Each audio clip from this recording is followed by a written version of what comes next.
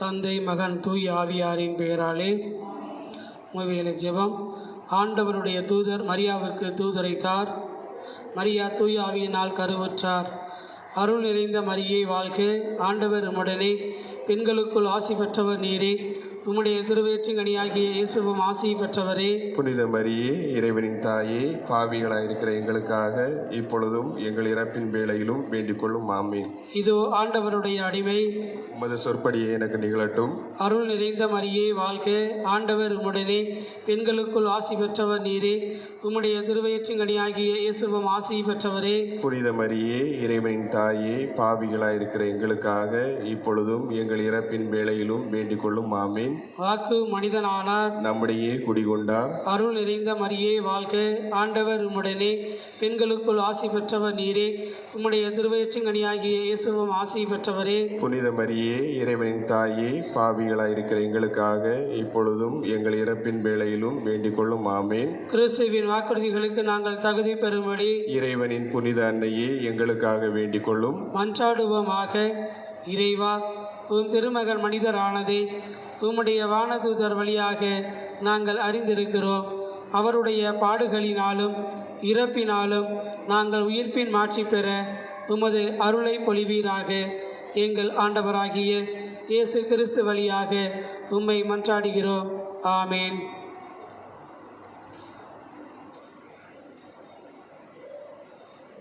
இன்றைய புனிதர் முத்தி பேறு பெற்ற மதலின் கப்ரியேல். 1774 1835. இவளுக்கு 5 வயது நடக்கையில் தந்தை இறந்தார். தாய் இவளை கைவிட்டுவிட்டு வேறொருவனை மணமுடித்து கொண்டாள்.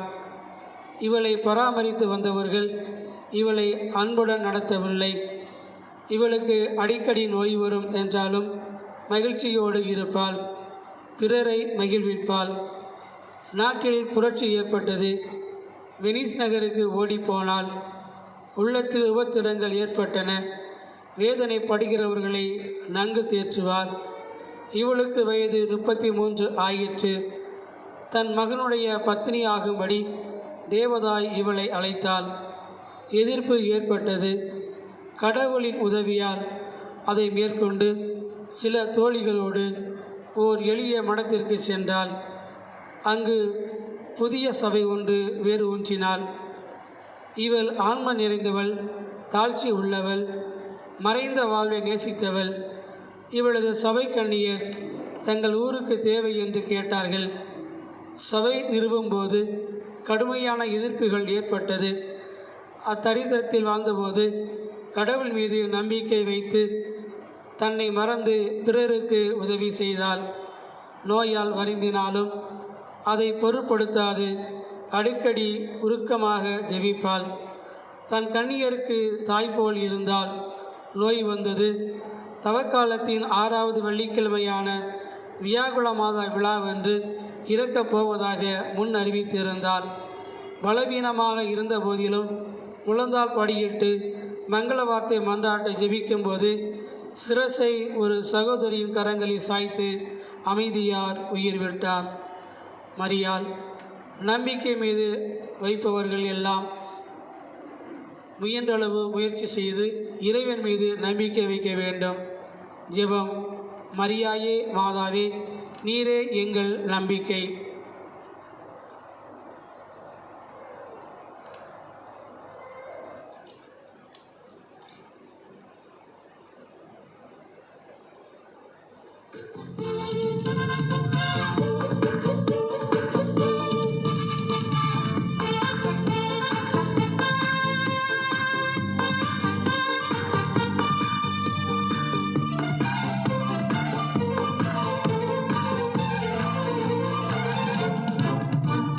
இயேசுவின் பாதத்தில் ஒரு மனமாகிடுவோம். இயேசுவின்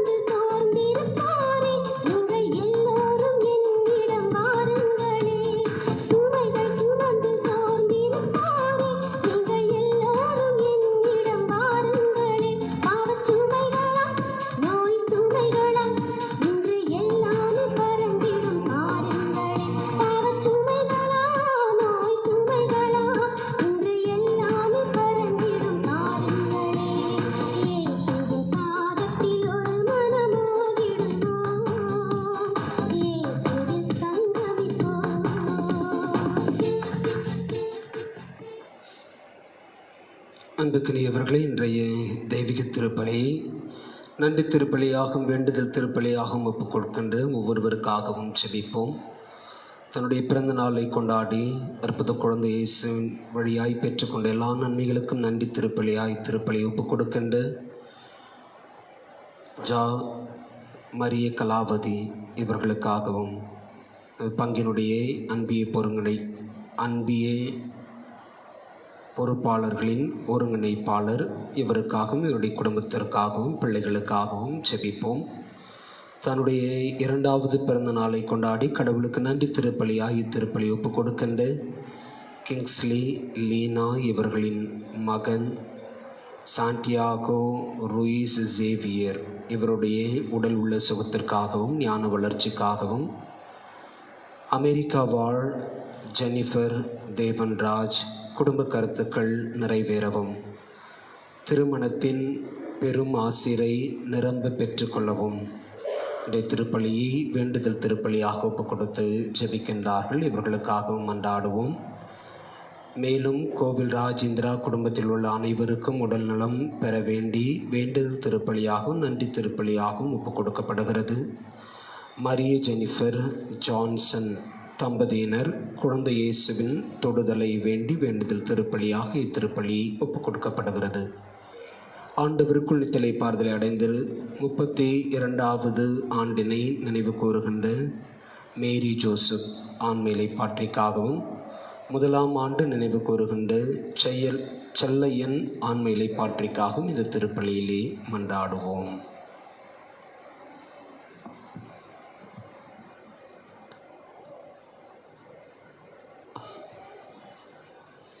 தந்தை மகன் தூய ஆவியாரின் பெயராலே ஆமென். நம் ஆண்டவராகிய இயேசு கிறிஸ்துவின் அருளும் கடவுளின் அன்பும் தூய ஆவியாரின் நட்புறவும் உங்கள் அனைவரோடும் இருப்பதாக. உம் ஆன்மாவோடும் இருப்பதாக. அன்புமிக்க சகோதர சகோதரிகளே, இந்த தூய மறை நிகழ்வுகளை கொண்டாட நாம் தகுதி பெறும் பொருட்டு நம்முடைய குற்றம் குறைகளை ஏற்று இறைவனிடம் மனம் வருந்தி மன்னிப்பு வேண்டுவோம்.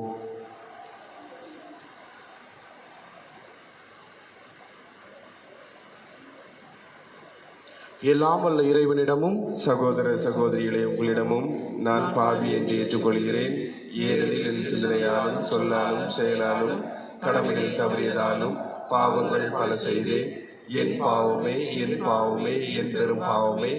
ஆகையால் எப்பொழுதும் கன்னியான புனித மரியாவையும் வானதூதர் புனிதர் அனைவரையும் சகோதர சகோதரிகளை உங்களையும் நம் இறைவனாகிய ஆண்டவரிடம் எனக்காக வேண்டிக் கொள்ள மன்றாடுகிறேன். எல்லாம் வல்ல இறைவன் நம் மீது இரக்கம் வைத்து நம் பாவங்களை மன்னித்து நம்மை நிலை வாழ்விற்கு அழைத்துச் செல்வாராக. ஆமென். ஆண்டவரே இரக்கமாயிரும். இரக்கமாயிரும். கிறிஸ்துவே இரக்கமாயிரும். கிறிஸ்துவே இரக்கமாயிரும். ஆண்டவரே இரக்கமாயிரும். ஆண்டவரே இரக்கமாயிரும். மன்றாடுவோமாக.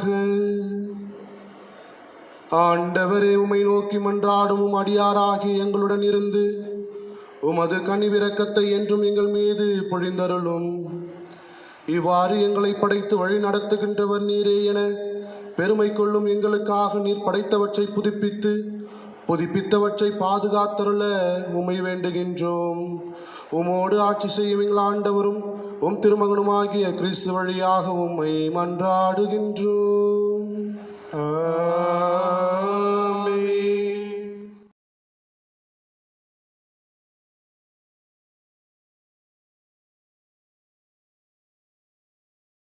முதல் வாசகம். அனனியாகவே கேள்கூர்ந்து ஆண்டவர் உங்களை அனுப்பவில்லை, அப்படி இருந்தும் இம்மக்கள் பொய்யை நம்பும்படி நீ செய்துவிட்டாய். இறைவாக்கினர் எரேமியா நூலிலிருந்து வாசகம். அதிகாரம் 28 இறைவார்த்தை 1 முதல் 17 முடிய. யூதாவின் அரசனான சேதேக்கியாவினுடைய ஆட்சியில் 4ஆம் ஆண்டு 5ஆம் மாதத்தில் அசூரின் மகனும் கிபையோனை சார்ந்தவனுமான அனனியா என்னும் இறைவாக்கினன் ஆண்டவரின் இல்லத்தில் குருக்கள் மற்றும் மக்கள் அனைவருடைய முன்னிலையிலும் என்னிடம் உரைத்தது. இஸ்ரேலின் கடவுளான படைகளின் ஆண்டவர் இவ்வாறு கூறுகிறார்: பாபிலோனியா மன்னனது நுகத்தை நான் முறித்தெறிந்து விட்டேன். பாபிலோனியா மன்னன் செபுக்கத்நேசர் இவ்விடத்திலிருந்து கூர்ந்து பாபிலோனுக்கு எடுத்துச் சென்றுள்ள ஆண்டவரது இல்லத்தில் களங்கள் எல்லாவற்றையும் 2 ஆண்டுகள் காலத்திற்குள் இவ்விடத்திற்கு திரும்ப கொண்டு வருவேன். அத்தோடு யோயாக்கின் மகன் யூதாவின் அரசனுமான எக்கோனியாவையும் பாபிலோனுக்கு நாடு கடத்தப்பட்டு யூத மக்கள் அனைவரையும் இவ்விடத்திற்கு நான் திரும்ப கொண்டு வருவேன். ஏனெனில் பாபிலோனியா மன்னனது நுகத்தை நான் முறித்தெறிவேன் என்கின்றார் ஆண்டவர். அப்பொழுது ஆண்டவரின் இல்லத்தில் நின்று கொண்டிருந்த குருக்கள் மக்கள் அனைவர் முன்னிலையிலும் இறைவாக்கினர் எரேமியா இறைவாக்கினரின் அனனியாவிடம் பேசினார். இறைவாக்கினர் எரேமியா அவரை நோக்கி, ஆமென் ஆண்டவர், அவ்வாறே செய்வாராக. நீர் உரைத்த சொற்கள் ஆண்டவர் நிறைவேற்றுவாராக. ஆண்டவர் இல்லத்தில் களங்களையும் நாடு கடத்தப்பட்டோர் அனைவரையும் பாபிலோனிலிருந்து இவ்விடத்திற்கு திரும்ப கொண்டு வருவதாக.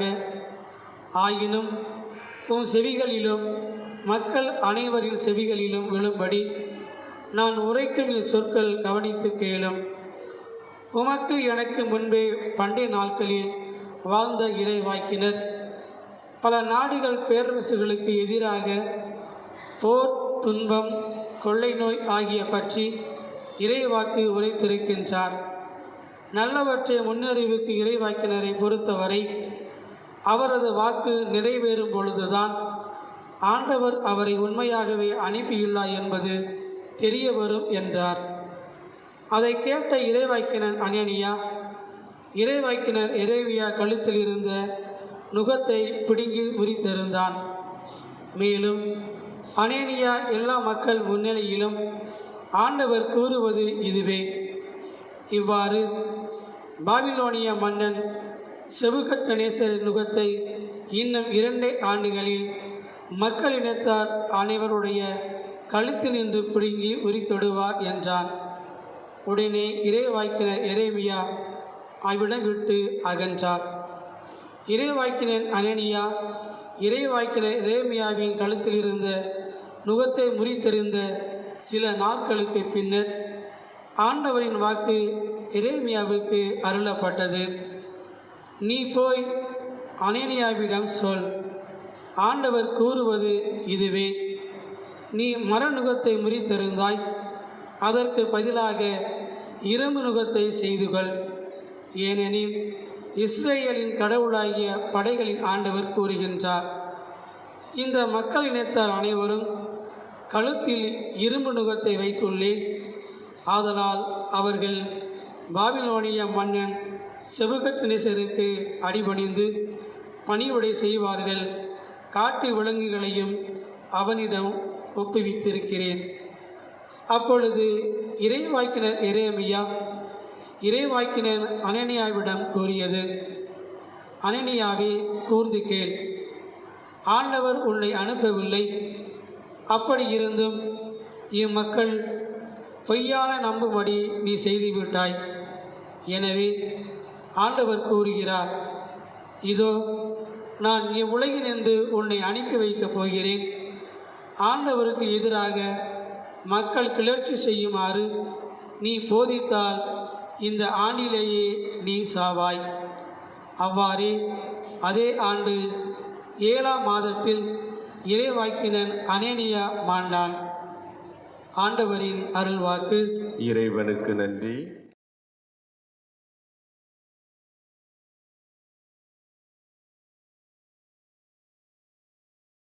உங்கள் பதில்: ஆண்டவரே, எனக்கு உம் விதிமுறைகளை கற்பியும். ஆண்டவரே, எனக்கு உம் விதிமுறைகளை கற்பியும். பொய் வழியை விட்டு விலகினாலும் உமது திருச்சட்டத்தை எனக்கு கற்றுத்தாரும். என் வாயினின்று உண்மையான சொற்கள் நீங்கி விடாதையும், ஏனெனில் உம் நீதி நெறிகள் மீது நான் நம்பிக்கை வைத்துள்ளேன். பல்லவி. ஆண்டவரே, எனக்கு உம் விதிமுறைகளை கற்பியும். உமக்கு அஞ்சி நடப்போர் உம் ஒழுங்குமுறைகளை பற்றி அறிவுடையோர்.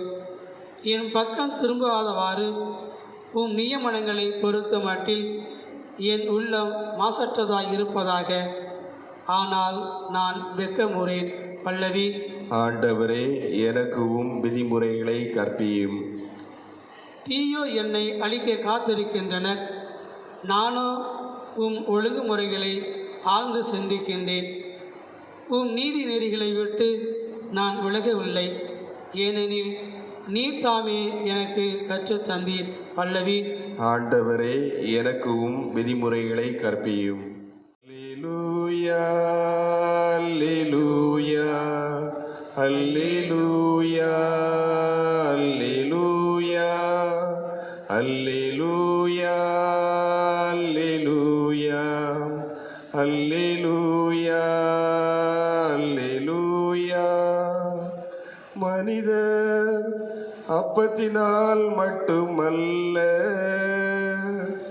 மாறாக கடவுளின் வாய் சொல் ஒவ்வொன்றாலும் வாழ்வார் என்கிறார் ஆண்டவர். அல்லேலூயா, அல்லேலூயா, அல்லேலூயா, அல்லேலூயா. ஆண்டவர் உங்களோடு இருப்பாராக. உம் ஆன்மாவோடும் இருப்பாராக. மத்தேயு எழுதிய தூய நற்செய்தியிலிருந்து வாசகம். ஆண்டவரே, மாட்சி உமக்கே.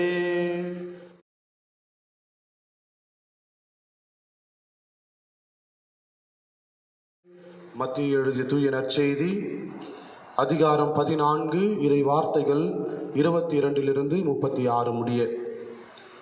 அக்காலத்தில் இயேசு கூட்டத்தினரை அவ்விடத்திலிருந்து அனுப்பி கொண்டிருந்தார். அப்பொழுது சீடரையும் உடனே படகேறி தமக்கு முன் அக்கறைக்கு செல்லுமாறு அவர் கட்டாயப்படுத்தினார்.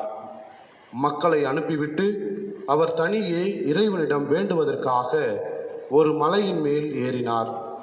பொழுது சாய்ந்த பிறகும் அங்கேயே அவர் தனியே இருந்தார். அதற்குள் படகுகள் கரையிலிருந்து நெடுந்தொலைவு சென்று விட்டது. மேலும் எதிர்காற்று அடித்து கொண்டிருந்ததால் அலைகளால் படகு அலைகழிக்கப்பட்டது. இரவின் 4ஆம் காவல் வேளையில் இயேசு அவர்களை நோக்கி கடல் மீது நடந்து வந்தார். அவர் கடல் மீது நடப்பதை கண்ட சீடர்கள் கலங்கி, ஐயோ பேய் என அச்சத்தினால் அலறினர். உடனே இயேசு அவர்களிடம் பேசினார். துணிவோடு இருங்கள், நான் தான், அஞ்சாதீர்கள் என்றார். பேதுரு அவருக்கு மறுமொழியாக, ஆண்டவரே, நீர்தாம் என்றால் நானும் கடல் மேல் நடந்து உம்மிடம் வர ஆணையிடும் என்றார். அவர் வா என்றார். பேதுருவும் படகிலிருந்து இறங்கி இயேசுவை நோக்கி கடல் மீது நடந்து சென்றார். அப்பொழுது பெரும் காற்று வீசியதை கண்டு அஞ்சி அவர் மூழ்கும் பொழுது, ஆண்டவரே, என்னை காப்பாற்றும் என்று கத்தினார். இயேசு உடனே தம் கையை நீட்டி அவரை பிடித்து, நம்பிக்கை குன்றியவனே, ஏன் ஐயம் கொண்டாய் என்றார். அவர்கள் படகிலிருந்து ஏறியதும் காற்று அடங்கியது. படகில் இருந்தோர் இயேசுவை பணிந்து, உண்மையாகவே நீர் இறைமகன் என்றனர். அவர்கள் மறுகரைக்கு சென்று கெனசரேத் பகுதியை அடைந்தார்கள். இயேசுவை யாரேனும் அறிந்துணர்ந்த அவ்விடத்து மக்கள் சுற்றுப்புறம் எங்கும் ஆள் அனுப்பி எல்லா நோய்களையும் அவரிடம் கொண்டு வந்தனர். அவரது மேலுடையின் ஓரத்தையாவது அவர் தொட அனுமதிக்குமாறு அவரை வேண்டினர். தொட்டவர் யாவரும் நலம் அடைந்தனர். இது ஆண்டவரின் அருள்வாக்கு. கிறிஸ்துவே, உமக்கு புகழ்.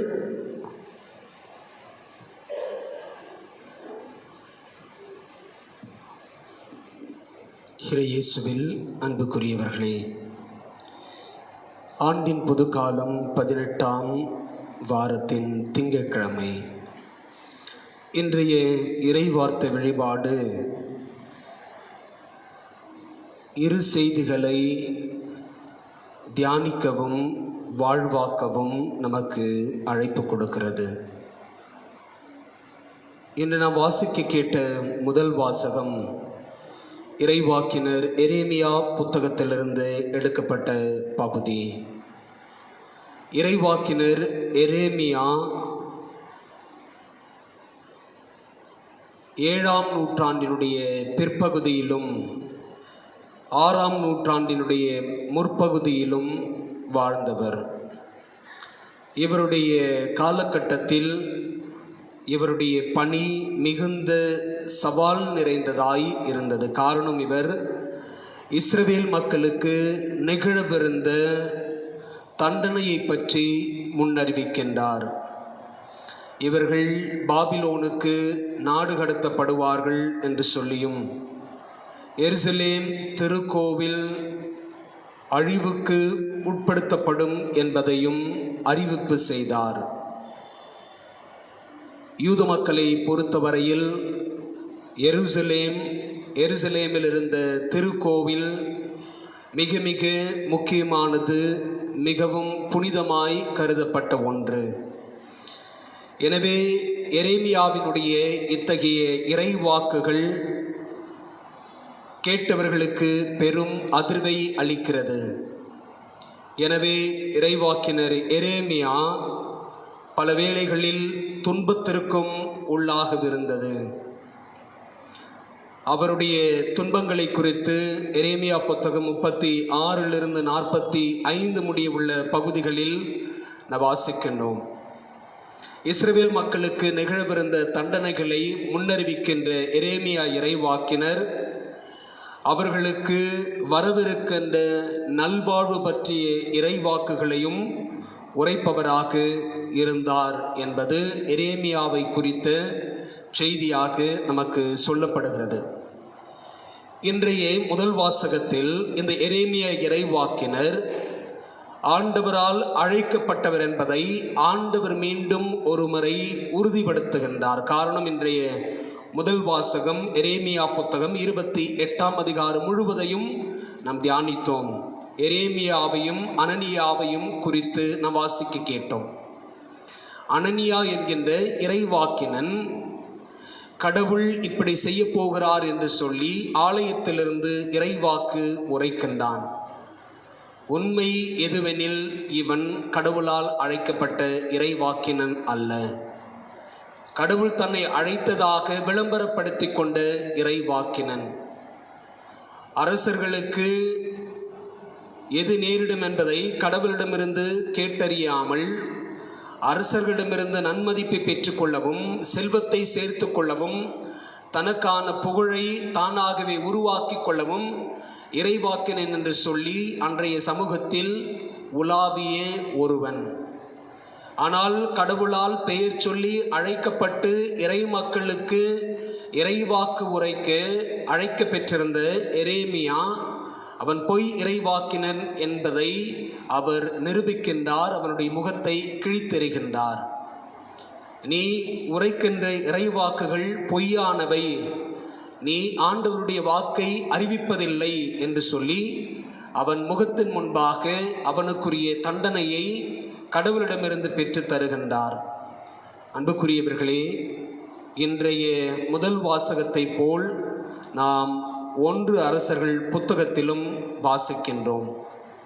1 அரசர்கள் புத்தகம் 18ஆம் அதிகாரம் முழுவதும் எலியாவும் பாகாலின் பொய் வாக்கினரும் என்கின்ற தலைப்பில் ஒரு பகுதியை நாம் வாசிக்கின்றோம். இறைவாக்கினர் எலியா கடவுளுடைய வல்லமையை பெற்றிருந்தார். எனவே கடவுள் அவர் வழியாய் பல அற்புதங்களை செய்கின்றார், இறைவாக்குகளை உரைக்கின்றார். கடவுள் அவர் வழியாய் நின்று தம்முடைய வெளிப்பாடுகளை வெளிப்படுத்துகின்றார். இதை அரசர்கள் முதல் புத்தகத்தில் நாம் வாசிக்கின்றோம். இந்த பகுதியில் 18ஆம் அதிகாரத்தில் பொய் இறைவாக்கினர்கள் எரேமியாவுக்கு எதிராக எழுகின்றார்கள்.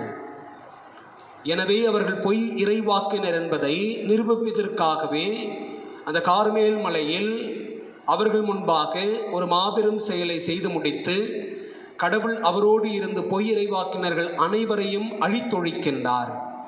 அன்புக்குரியவர்களை, செய்தி ஒன்று: எவர் ஒருவர் கடவுளால் அழைக்கப்படுகின்றாரோ அவர் கடவுள் பெயரால் செயல்படுகின்றார்.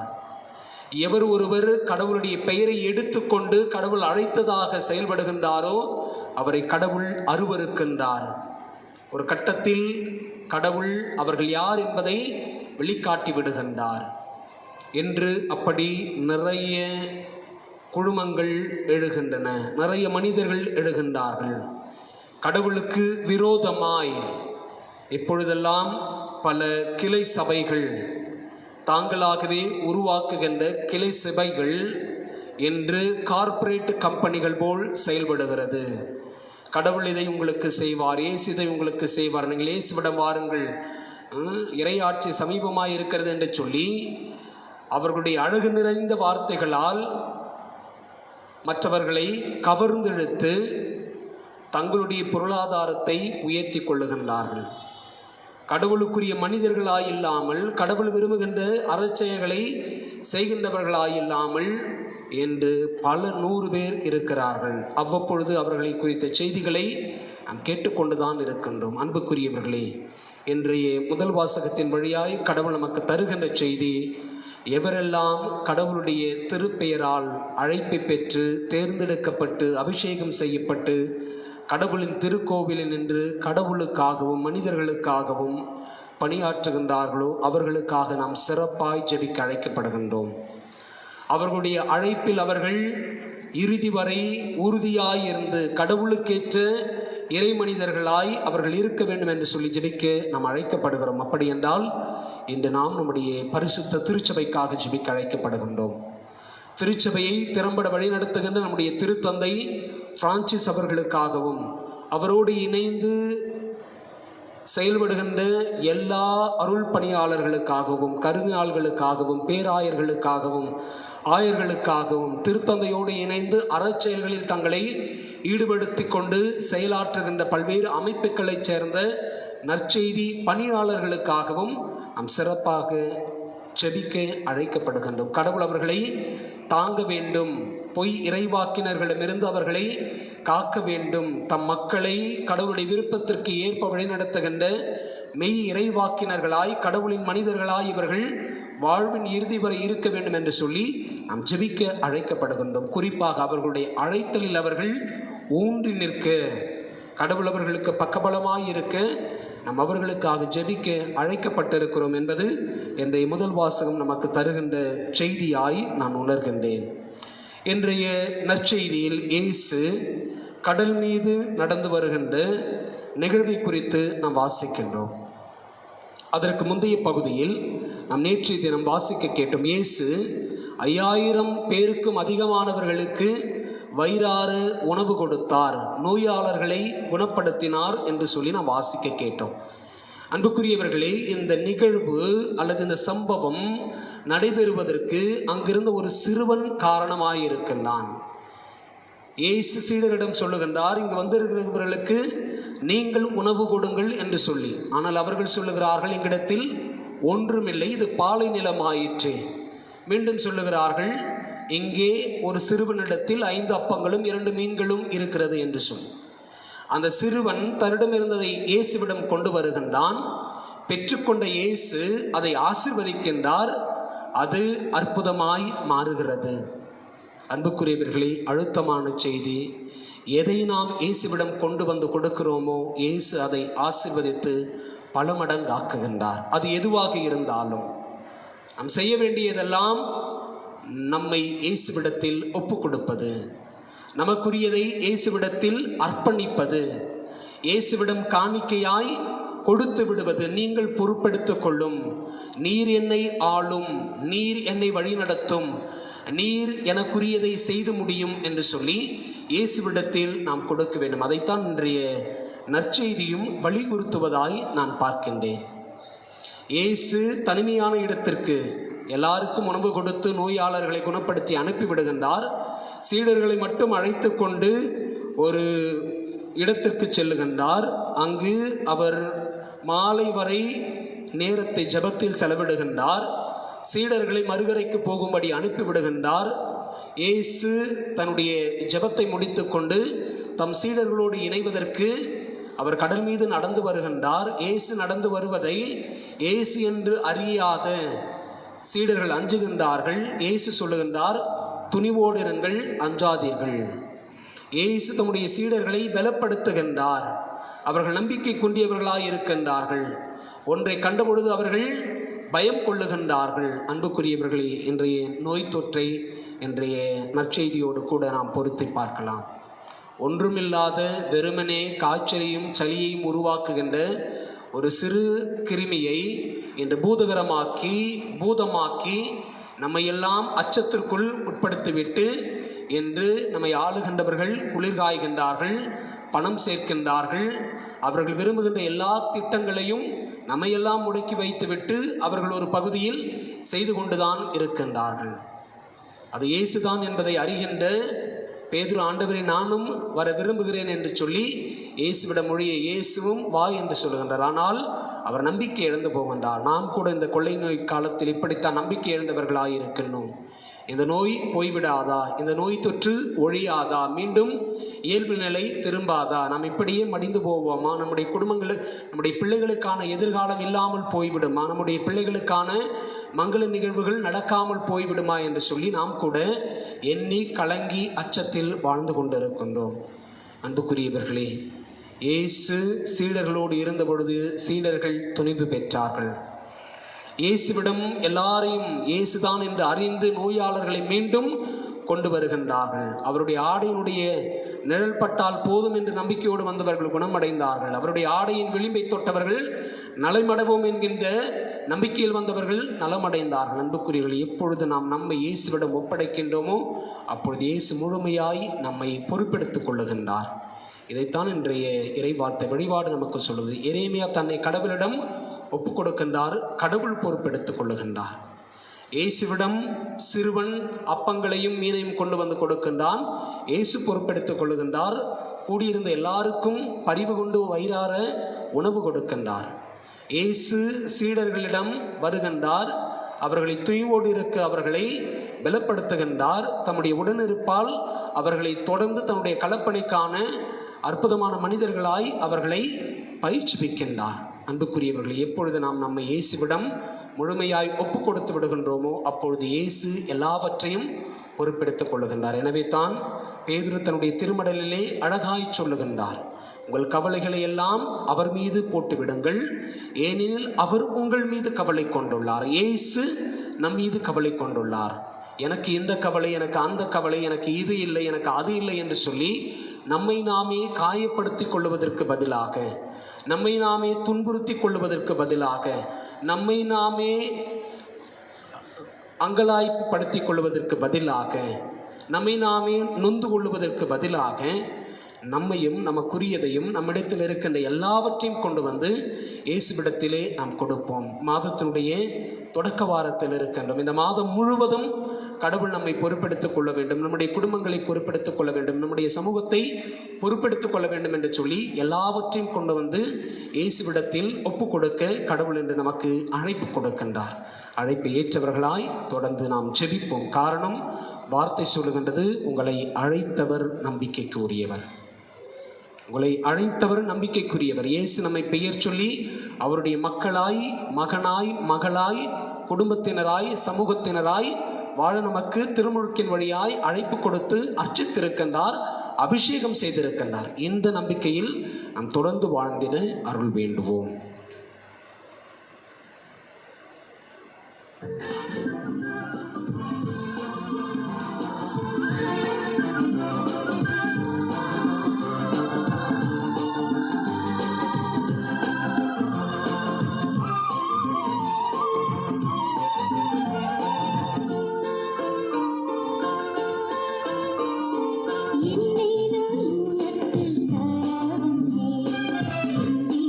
நீ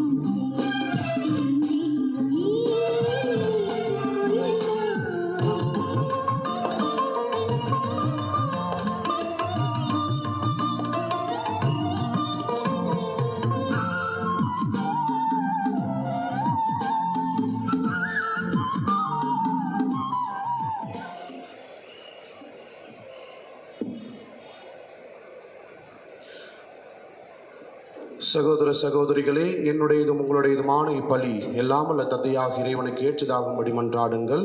ஆண்டவர் தமது பெயரின் புகழ்ச்சிக்காகவும் மாட்சிக்காகவும் நமது நன்மைக்காகவும் புனித திரு அவை அனைத்து நலனுக்காகவும் உமது கையிலிருந்து இப்பலியை ஏற்றுக்கொள்வாராக.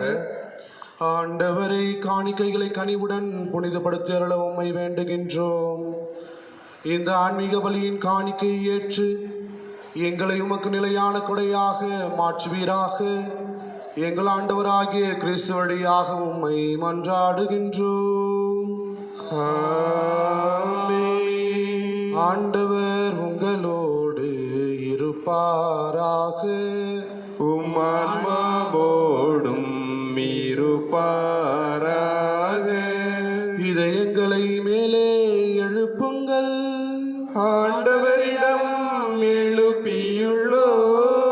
நம் இறைவனாகிய ஆண்டவருக்கு நன்றி கூறுவோம். அதே தகுதியும் நீதியும் ஆனதே. ஆண்டவரே, தூயவரான தந்தையே, என்றும் உள்ள எல்லாம் வல்ல இறைவா, என்னாலும் எவ்விடத்திலும் நாங்கள் உமக்கு நன்றி செலுத்துவது மெய்யாகவே தகுதியும் நீதியுமாகும். எங்கள் கடமையும் மீட்புக்குரிய செயலுமாகும். அழிவுக்கு உரிய மனிதருக்கு உமது இறை இயல்பின் ஆதரவை அளிக்கின்றீர். மேலும் மனிதரின் சாகும் தன்மையை பிணிப்போக்கு மருந்தாக பயன்படுத்தி நாங்கள் எவ்வாறு அழிவுற்றோமோ அவ்வாறு எங்கள் ஆண்டவராகி கிறிஸ்து வழியாக எங்களுக்கு மீட்பு அளிக்கின்றீர். இவை அனைத்தாலும் அளவற்ற மாட்சி உமக்கே உரியது என்பதை உணர்கின்றோம். அவர் வழியாகவே உமது மாண்பை வான தூதர்களின் அணிகள் வழிபடுகின்றன. உமது திருமுன்னே காலமும் மகிழ்கின்றன. அவர்களோடு எங்கள் குரலை சேர்த்து கொள்ளுமாறு நாங்கள் உம்மை தாழ்மையுடன் இறைஞ்சி புகழ்ந்து அக்களிப்புடன் சொல்வதாவது: தூயவர் தூயவர் தூயவர், வான்படைகளின் கடவுளாம் ஆண்டவர். விண்ணகமும் மண்ணகமும் உமது மாட்சியால் நிறைந்துள்ளன. உன்னதங்களிலே ஓசானா. ஆண்டவர் பெயரால் வருகிறவர் ஆசி பெற்றவர். உன்னதங்களிலே ஓசானா. ஆண்டவரே, நீர் மெய்யாகவே தூயவர், தூய்மை அனைத்திற்கும் ஊற்று. ஆகவே உம்முடைய ஆவியை பொழிந்து இக்காணிக்கைகளை தூய்மைப்படுத்த உம்மை வேண்டுகின்றோம். இவ்வாறு எங்கள் ஆண்டவர் இயேசு கிறிஸ்துவின் திருவுடலும் திரு இரத்தமுமாக எங்களுக்கு இவை மாறுவனவாக. அவர் பாடுபட உளம் கழிந்து தம்மை கையளித்த போது அப்பத்தை எடுத்து நன்றி செலுத்தி அதை பிட்டு தம் சீடர்களுக்கு அளித்து கூறியதாவது: அனைவரும் இதிலிருந்து பெற்று உண்ணுங்கள், ஏனெனில் இது உங்களுக்காக கையளிக்கப்படும் என் உடல். எங்களுக்காக பலியான இயேசுவே, நாங்கள் உம்மை ஆராதிக்கிறோம்.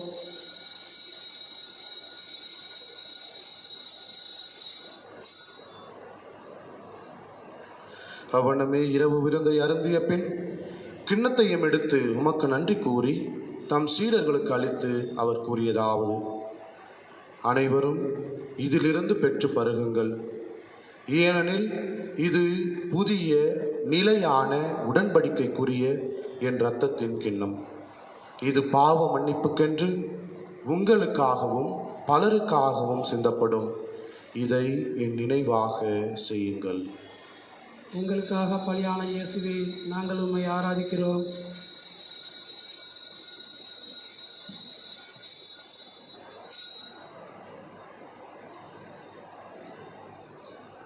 நம்பிக்கையின் மறைபொருள். ஆண்டவரே, நீர் வருமளவும் உமது இறப்பினை அறிக்கையிடுகின்றோம். உமது உயிர்ப்பினையும் எடுத்துரைக்கின்றோம். ஆகவே ஆண்டவரே, நாங்கள் கிறிஸ்துவின் இறப்பினையும் உயிர்ப்பினையும் நினைவு கூர்ந்து வாழ்வு தரும் அப்பத்தையும் மீட்பு அளிக்கும் கிண்ணத்தையும் உமக்கு ஒப்புக் கொடுக்கின்றோம். உம் திருமுன் நின்று ஊழியம் புரிய தகுந்தவர்கள் என எங்களை ஏற்றுக்கொண்டீர். எனவே உமக்கு நன்றி செலுத்துகின்றோம். மேலும் கிறிஸ்துவின் உடலிலும் இரத்தத்திலும் பங்கு கொள்ளும் எங்களை தூய ஆவியார் ஒன்று சேர்க்க வேண்டும் என உம்மை தாழ்மையுடன் மன்றாடுகின்றோம். ஆண்டவரை உலகெங்கும் பரவி இருக்கும் இது திரு அவை நினைவு கூர்ந்தருளும். எங்கள் திருத்தந்தை பிரான்சிஸ், எங்கள் ஆயர் தந்தை நீதிநாதன், எல்லா திருநிலையினர் ஆகிய அனைவரோடும் உமது திரு அவை அன்பில் நிறைவு பெறச் செய்தருளும். உயிர்த்தெழும் எதிர்நோக்குடன் துயில் கொள்ளும் எங்கள் சகோதரர் சகோதரிகளையும் இறந்தோர் அனைவரையும் இரக்கத்துடன் நினைவு கூர்ந்து உமது திருமுக ஒளியினுள் ஏற்றருளும். எங்கள் எல்லார் மீதும் இரக்கமாயிரும். கடவுளின் கன்னித்தாயான புனித மரியா, அவருடைய அன்பு கணவரான புனித யோசேப்பு, புனித திருத்தூதர்கள், இவ்வுலகிலும் உகந்தவராயிருந்தோர் ஆகிய புனிதர் அனைவருடனும் நாங்கள் நிலை வாழ்வில் பங்கு கொள்ளும் தகுதி பெற்று உம் திருமகன் இயேசு கிறிஸ்து வழியாக உம்மை புகழ்ந்தேத்தும் வரம் அருள மன்றாடுகிறோம்.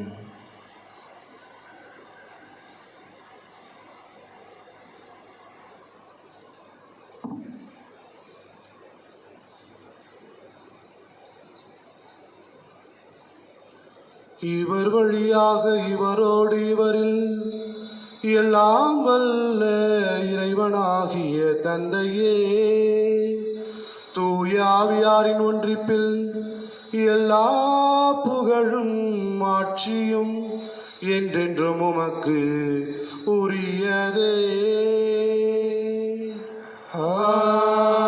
ஆமென். ஆமென். ஆமென்.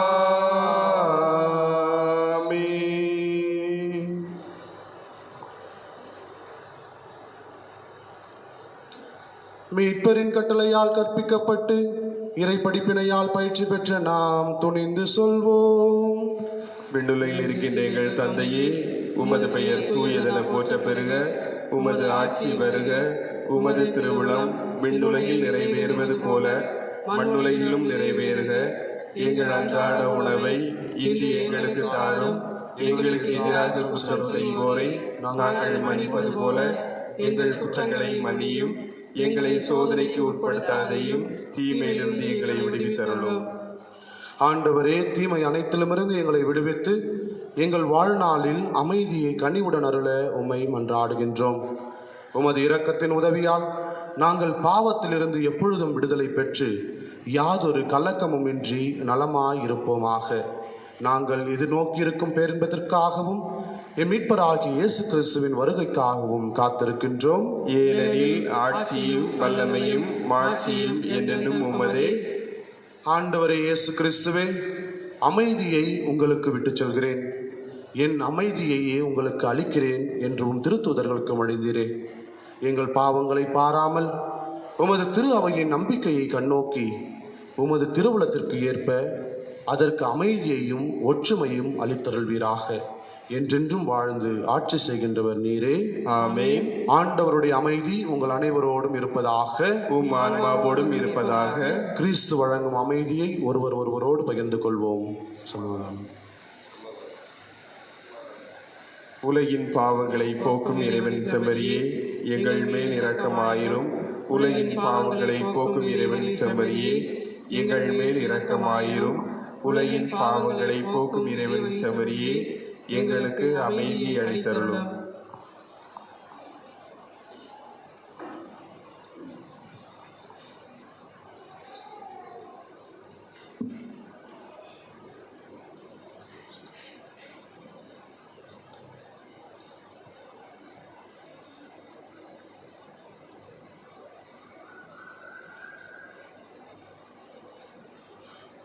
இதோ இறைவனின் செம்மறி, இதோ உலகின் பாவங்களை போக்குபவர். செம்மறியின் திருவிருந்துக்கு அழைக்கப்பெற்ற நாம் அனைவரும் பேறு பெற்றோர். ஆண்டவரே, நீர் என் இல்லத்தில் எழுந்தருள நான் தகுதியற்றவன். ஆனால் ஒரு வார்த்தை மட்டும் சொல்லியருளும், எனது ஆன்மா நலமடையும்.